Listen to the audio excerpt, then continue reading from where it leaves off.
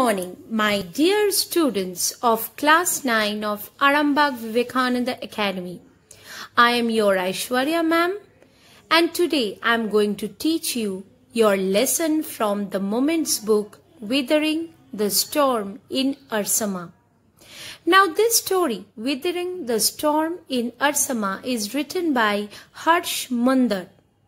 Through this story, he tries to convey a message that when a natural calamity strikes, the members of the community should learn to help themselves. They should not wait for any government organizations or any such organizations to come forward and help and wait for that purpose. Instead, they should help themselves. The story also conveys to us that the youth plays a vital role in organizing rescue system and helping people of their community.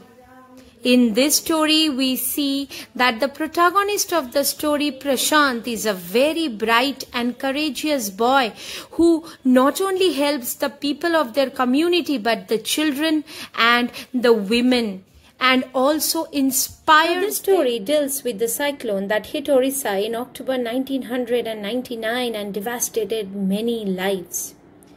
On 27th October 1999, 7 years after his mother's death, Prashant had gone to the block headquarters of Ersama, a small town in coastal Orissa. So you see, it was the year 1999 when a fiery cyclone hit the coastal region in Orissa, and it was 7 years after his mother's death that the protagonist of the story, called Prashant, went to Ersama, which is a block headquarters, some 18 kilometers from his village, to spend the day with a friend. In the evening, a dark and menacing storm quickly gathered. Winds bit against the houses with a speed and fury that Prashant had never witnessed before. Heavy and incessant rain filled the darkness. So you see, it was 18 kilometers from his own native village, that the name we will come to know about later, to meet a friend. So from the evening, dark and torturing storm appeared, and winds blew heavily against the houses with a fury. Fury means anger, that Prashant had never seen in his life before. Heavy and incessant. Incessant means continuous rain filled the darkness. So everywhere it was dark, and it was continuous rainfall throughout, and even it shaked and moved the ancient trees. Ancient trees refers to the old trees, uprooted and crashed to the earth. So the wind has such tenacity, such velocity, that it even uprooted ancient trees. Screams rent the air as people and houses were swiftly washed away.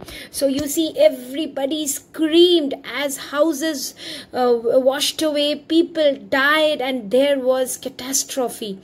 The angry water swirled into his friend's house, neck deep. So the angry waters, here you can see a personification. Waters are given the quality of a person, the angry waters. The waters were very angry and ferocious. They rushed into the house of the author's friend. The building was of brick and mortar and was strong enough to survive the devastation of the wind's velocity of 350 km per hour. So the wind was blowing at 350 km per hour. But the building that was Prashant in his friend's house was luckily made of brick and mortar, and it withstood the storm. But the cold terror of the family grew with the crashing of trees that had got uprooted and fallen on their house. So you see, sometime in the middle of the night, damaging its roof and walls. But the family's terror was different. What was different? The old trees and grew with the crashing of trees. It got uprooted and it had fallen on their house, making a hole on the roof. The crazed destruction. Crazed means frenzy, mad destruction wrought by the cyclone And the surge of the ocean continued for the next 36 hours. So you see the mad destruction by the cyclone and the surge of the ocean. Surge means inflation. Continued for the next 36 hours. So you see, this is the way the cyclone comes. Although wind speeds had reduced somewhat by the next morning, to escape the waters rising in the house, Prashant and his friend's family. So you see, so it continued for 36 hours. The speed had reduced by the next morning. To escape the waters, Prashant and his friend's family had taken refuge, taken shelter on the roof. How did they crawl up? Through the hole that was made by the tree. Prashant will never forget the shock he experienced at his first slight, glimpse means slight, of the devastation wrought by the super cyclone. In the grey light of the early morning, a raging, deadly, brown sheet of water, raging means ghastly. It's coming with, a velocity, it's coming with anger. A raging, deadly, fatal, brown sheet of water covered everything as far as the eye could see. So everywhere there was water and water and water, nothing else. What remained? What could be seen? Please, this is very important. What could be seen in that, the flooded area? Fractured cement houses still stood in a few places. Bloated animal carcasses. So these are the things, you see, that could be seen in that flooded area.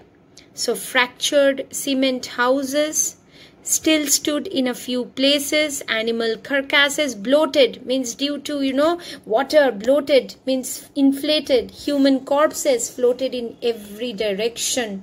So everywhere there were dead bodies of animals and human beings. All round, even huge old trees had fallen.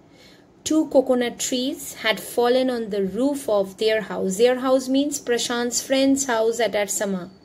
And this was a blessing in disguise. So this was a blessing in disguise. You see why? Because everywhere water was rushing. They would have got choked to death. But they got an opportunity to climb the roof. Moreover, because the tender coconuts from the trees kept the trapped family from starving in the several days that followed. So the tender coconuts provided them food for the next 2 days. Prashant sat huddled. Huddled means cornered, with folded up knees, with his friend's family in the open on the rooftop. They froze in the cold and incessant rain. You see, the rain water washed away Prashant's tears. The only thought that flashed through his mind, whether his family had survived the fury of the super cyclone. Now that is a thing for concern for Prashant at that time, whether his family had survived the super cyclone. Was he to be bereaved once again? What is the meaning of bereaved?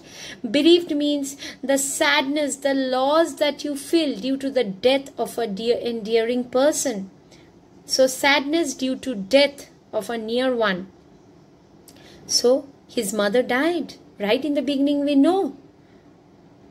2 days later, which seemed to Prashant like 2 years, the time was going slow. It felt to him. The rain ceased, stopped after 2 days, and the rainwater slowly began to recede, to go back. So here 2 days refers to after 36 hours. So after 3 days, it is total 5 days. Prashant was determined to seek out his family now without any delay. But the situation was still dangerous. And his friend's family requested with Prashant to stay back a little while longer. But Prashant knew he had to go. Now after the rain had stopped, the water is going to recede back. The water is already receding. He decided to reach out to his family, to go to his native place. He equipped himself with a long sturdy stick underline and then started on his 18-kilometer expedition back to his village through the swollen flood waters. So it was a tiresome and an impossible task. It was a journey he would never forget. He constantly had to use his stick to locate the road. So it was a tiresome and an impossible journey. He had to use his stick to locate the road because it was water everywhere. You can see in this picture, he was trying to sense where there was pit hole and where there was road and where there is, anything, where the water was shallow and where it was deep, because in the deeper places, suddenly he cannot fall down. He had to swim. At places, it was waist deep and progress was slow. At several points, he lost the road and had to swim. After some distance, he was relieved to find two friends of his uncle who were also returning to their village, and they decided to move ahead together. So after covering some journey, he met some acquaintance, two uncles from their village, and they started going back to their village together.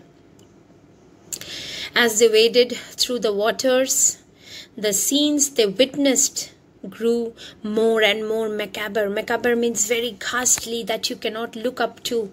Macabre. They had to push away many human bodies, men, women, children, and carcasses of dogs, all the scenes everywhere in that flooded region were very ghastly.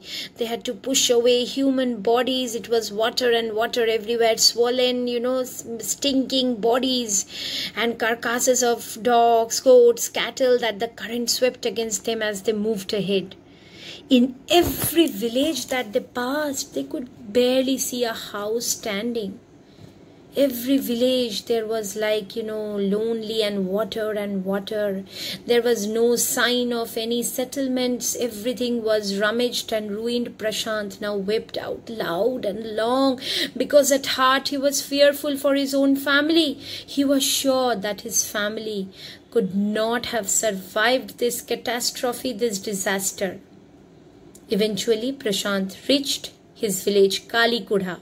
Please underline this, Kalikudha. It is 18 kilometers from Ersama. His heart went cold. Where their home once stood, there were only remnants of its roof. Remnant means some reminders, some parts and ruins of their house, of their roof left over there. So his heart started to go cold, because at heart he was fearful at the death of his relatives.